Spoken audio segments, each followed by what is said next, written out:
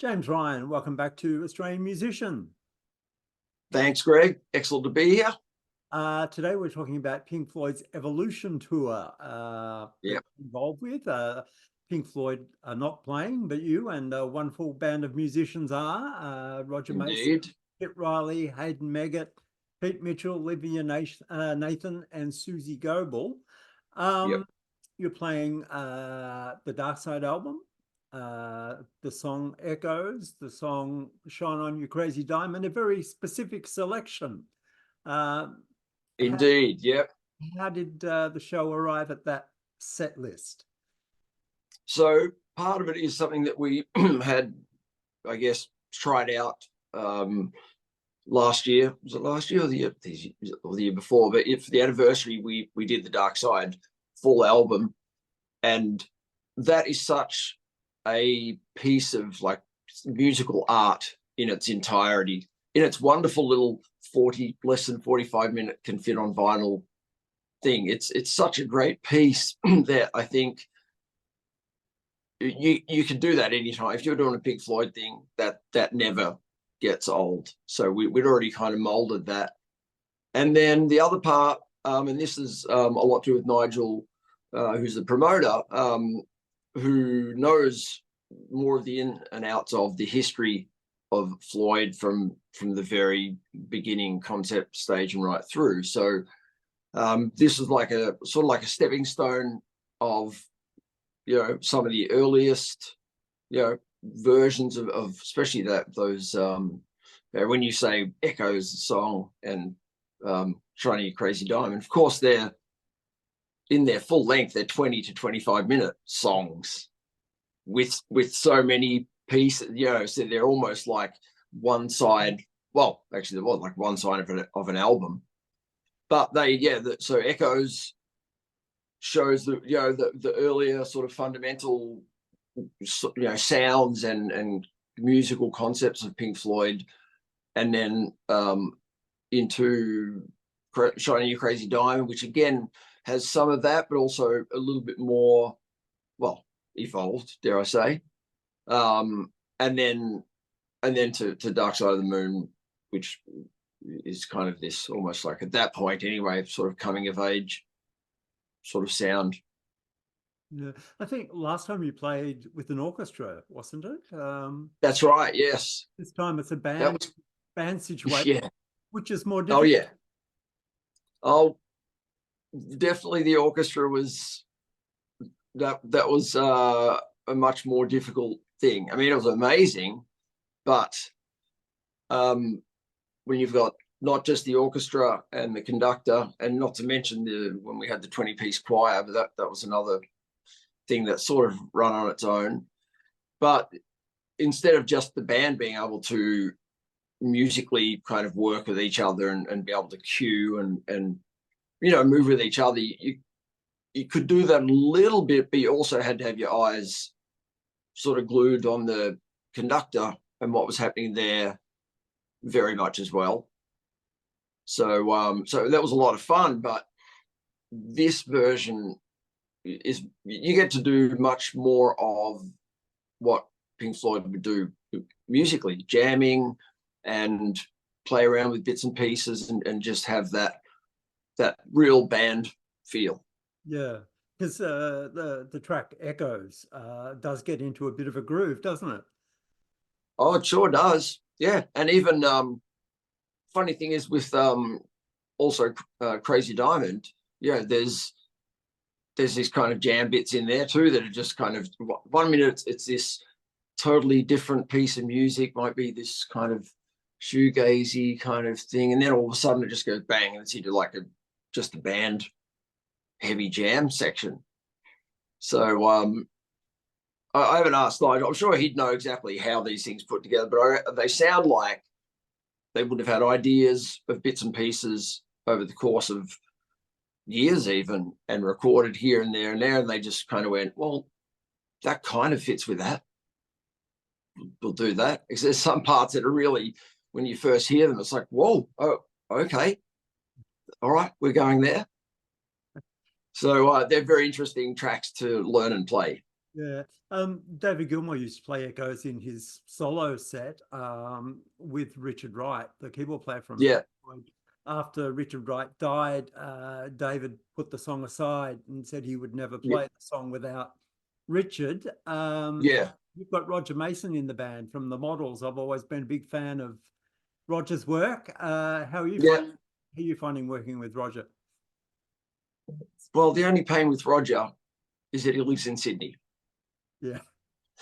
That's the only drags. I'd love to be able to be, because I know he's got such a this wealth of knowledge and also the equipment of just vintage gear, and it'd be great to be able to sit there and see him doing his thing. But he's coming up with a lot of the sounds, and obviously having to program those things for him is the big a lot of the work, because there's a lot of sounds, and we don't have two keyboard players like Big Axe might get to do.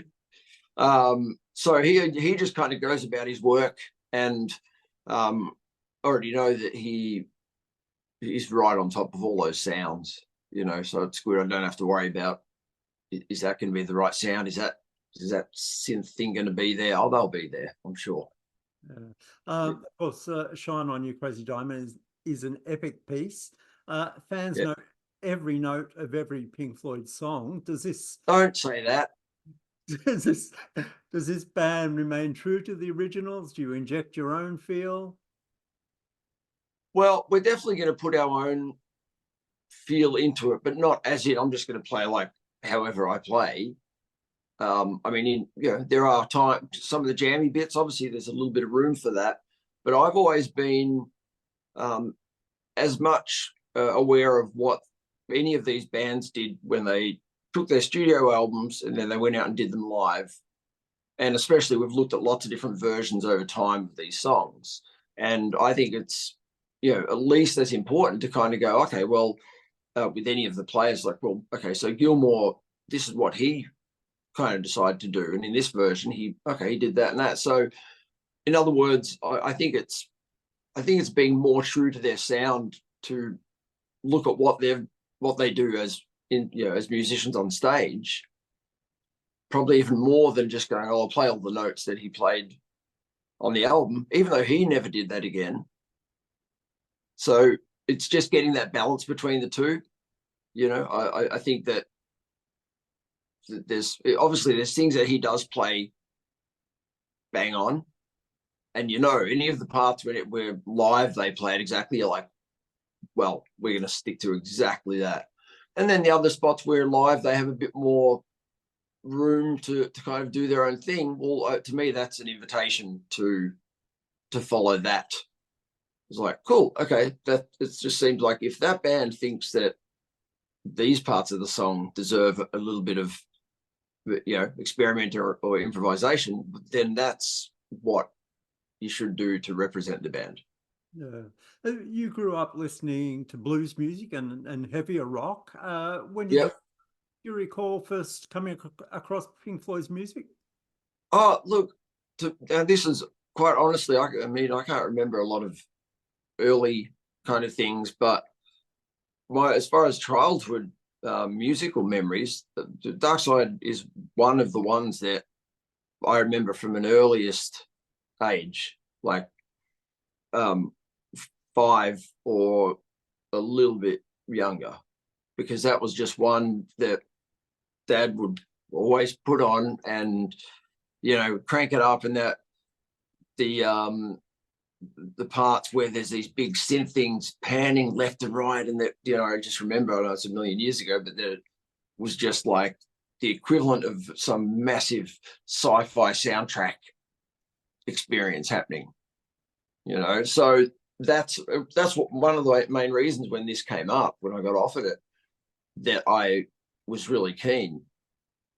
If it had been another Pink Floyd album, I mean, I probably still would have done it, but this one, I was just like, oh yeah, I mean, those songs are ingrained in my mind, from that age.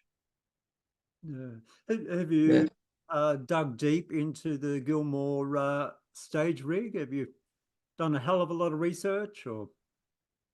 Well, again, it's like, it's an interesting thing because depending on which parts of his career you look at, which part do you take from, like, okay, he was doing that. It's like, okay, well, for starters, there's the sound on the album. So it's sort of like, okay, well, a lot of it, I'm trying to get closer to that. And his earlier kind of sound, where obviously it was a lot more raw and loud kind of sounds. But then certainly, you can't help but, do a bit of a deep dive in there. Yeah. But also I don't have like, a semi-trailer and, 4 techs dragging out equipment for me. So I'll keep it refined. But yeah, to me, it's like, it's essential that you try to get into the sound of these bands. Otherwise, like, well, what's the point of doing an album or doing songs, but just making them sound however you want? So for your stage rig for these shows, have you needed to go digital or? Yeah, but you say the digital word, and you make people go, oh no. Yeah, but also I think I'm undecided, but I'm probably going to have a pedal board, because there's just certain things that the pedals do, and just being able to have the freedom to just jump in there and go, oh, I'm going to crack that one on for a bit of this solo or something like that. So I'll probably have pedals, and then I'll just have them going into an amp modeling bit of gear. I'm not sure yet which, but I've tried a few different things in here and sort of multiple ways to be able to dial up that sound that I really like of Gilmour's. Yeah, and obviously the Stratocaster has to be a part of the show when you're holding one there for a reason. Oh, it does indeed. And there's going to have to be there'll be a black Strat, purchase coming along, momentarily, because even though, sure, I'm always going to say, oh, I have to get another guitar. Okay. But it is like, that's visually maybe the most iconic aesthetic part of Pink Floyd, is that guitar. Like, because it's not like you think of many bands and you think, oh, I think of certain instrument. Some you do, but with Gilmour and with Pink Floyd, it's like, that guitar really has a lot to do with their sound, and it represents a lot to do with them. So got to do that.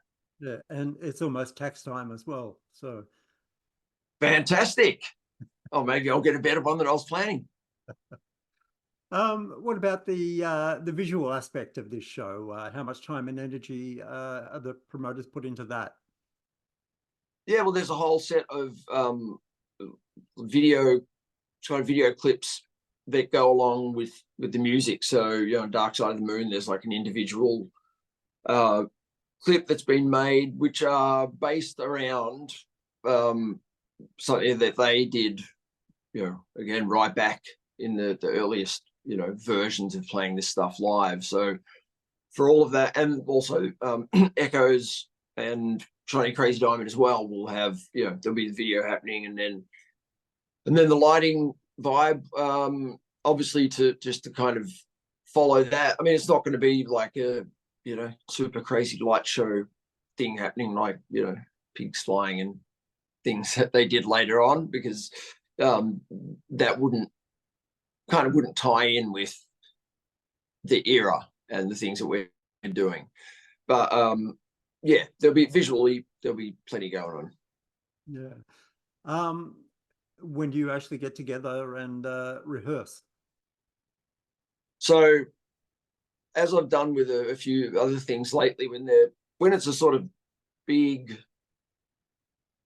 in some ways a pretty big task, and a pretty big size ensemble. So what I do is I just start getting together with individual people, or as like the trio, we'll get together and work on stuff, rather than going into a room and making a whole lot of noise when we're still just trying to iron some stuff out. So started doing that with Kit and Hayden, and I got together with Pete this week, and because he plays sax and guitar, so we went through a bunch of guitar bits that he's going to play. And luckily the girls they are just amazing. So basically we just, the last big main rehearsal or two, they'll come in, they'll just destroy us with how good they are, and we're okay. So yeah, it's a beautiful thing when you don't have to worry about certain aspects, that they are just going to be so nailed that you actually have to make sure you're on your game. Yeah. And then Roger will come down and we'll spend 3 or 4 days going through all that stuff, and hopefully we will be then ready to hit the road. Yeah. Quite an extensive tour happening all through July. Good luck with it all. What else? Thank you. What else is happening for you for the rest of the year? Recovering from that. No, I've been very, very busy with Ross Wilson. So he seems to, I don't know how, he just gets his power from the sun or something. I don't know, because he's just a machine.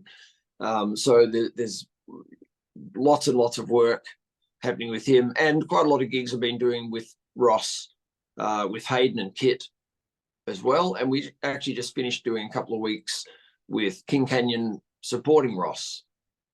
So which is awesome. So King Canyon is sort of getting back out there, and Jimmy and I are going to be doing some duo stuff with Ross as well. So plenty to look forward to. Okay, well, we look forward to seeing Pink Floyd's Evolution tour in July, and great to catch up again. You too. Thanks, Greg. We'll see you there.